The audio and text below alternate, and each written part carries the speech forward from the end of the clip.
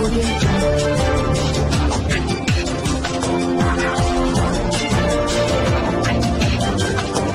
भारत, केवल खबरें और कुछ नहीं। नमस्कार, मैं हूं अंजलि। आरपी भारत में आपका स्वागत करती हूँ। आइए नजर आते हैं आज की किसी खास खबर पर। दिवंगत भाजपा नेता सह चतरा सांसद प्रतिनिधि और जिला महामंत्री जयवर्धन सिंह के बरवाडीह स्थित आवास पर पहुंचकर दिवंगत भाजपा नेता के परिवार को सांत्वना दी।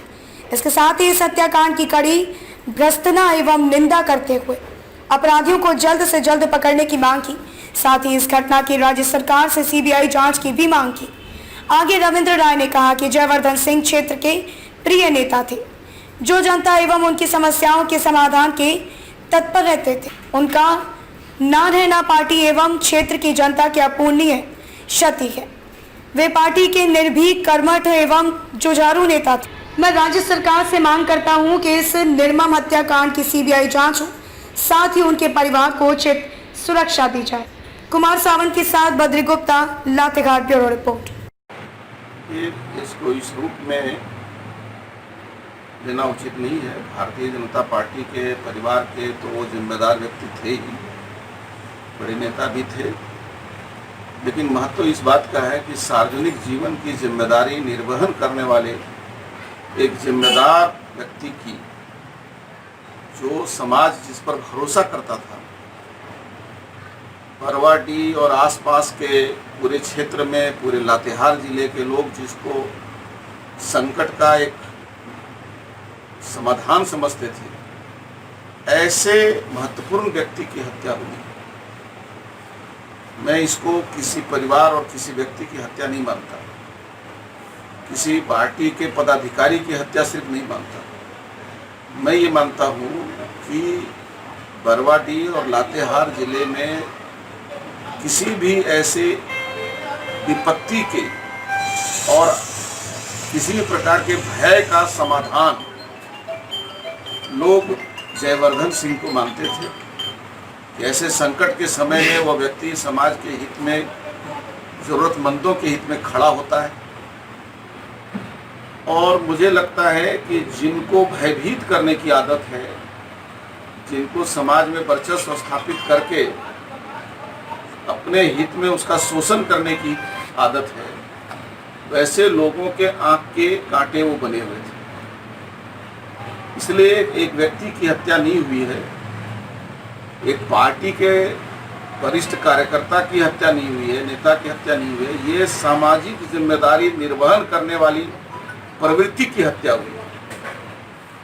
और ये ज्यादा दुखद है, क्योंकि लोग चाहते हैं कि बरवाडीह एक जो किनारा का क्षेत्र है, कौन है भैया बात जरा था कि बरवाडीह जैसे बिल्कुल दूरस्थ क्षेत्र में, एक प्रकार से जंगलों के मध्य में बसा हुआ ये कस्बा है, यहाँ कोई कानून की बात करने वाला, समाज की हित में बात करने वाला, लोकतांत्रिक मूल्यों पर काम करने वाला व्यक्ति हिम्मत करके और अपराधियों के खिलाफ खड़ा हो सके, गवाही दे सके किसी मुद्दे पर, यह हिम्मत करने वाले आदमी को जो बर्दाश्त नहीं कर पाए हैं, वो तत्व खोजे जाने चाहिए।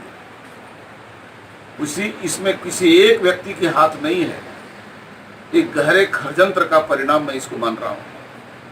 वैसे सारे तत्व इसमें शामिल हैं, जिन लोगों को इस इलाके में आतंक का राज्य कायम करने में, लेवी वसूल करने में, आपराधिक तरीके से धन वसूल करने में, जिनके मार्ग में बाधा बन करके वो खड़े होते थे, वैसे सभी तत्व जो है वो सक्रिय होकर के योजना पूर्वक उसकी हत्या हुई है। मधुपुर में मजदूरों का शोषण थमने का नाम नहीं ले रखा। आए दिन मजदूरों के साथ धोखाधड़ी और प्रताड़ना हो रही है, लेकिन मजदूरों को न्याय नहीं मिल पा रहा है। कभी उन्हें पुलिस या दबाव से केस में फंसाकर जेल भेज दिया जाता है, तो कभी दस्तावेजों के भंवरजाल में मजदूरों के हक को मारा जाता है।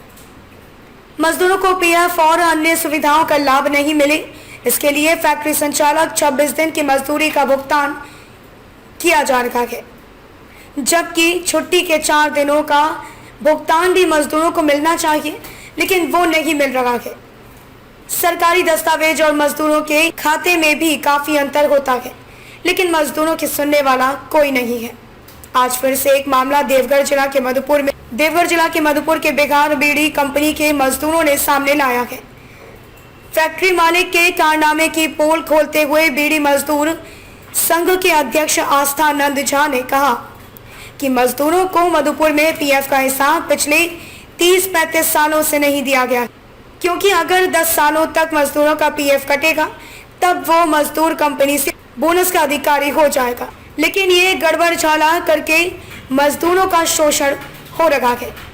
इसी मामले को लेकर मजदूर संघ के नेता ने मधुपुर अनुमंडल पदाधिकारी योगेंद्र प्रसाद को एक ज्ञापन सौंपा और उचित कार्रवाई की मांग की। देवघर से इम्तियाज अंसारी की रिपोर्ट। कंपनी में लगभग 30-35 साल से काम करता है।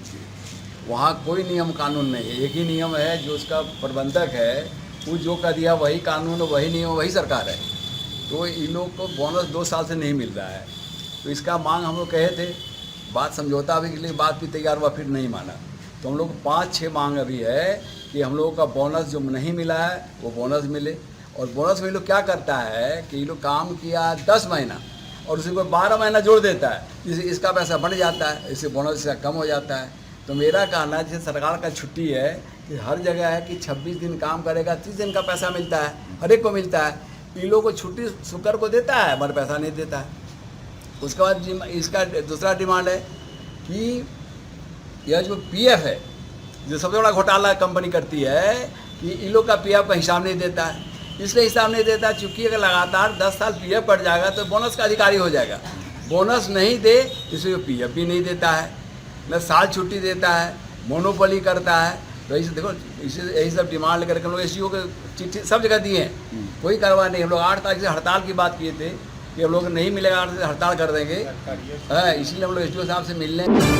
अखिल भारतीय सर्ववैश्य एकता महासभा झारखंड के महिला प्रकोष्ठ की प्रदेश अध्यक्षा रागिनी लागेरी साहा के नेतृत्व में प्रदेश एवं जिला महिला प्रकोष्ठ की ओर से गिरिडीह के नवनियुक्त अमित रेणु से शिष्टाचार मुलाकात की और भेंट स्वरूप भागवत गीता और बुके देकर उनका स्वागत किया गया।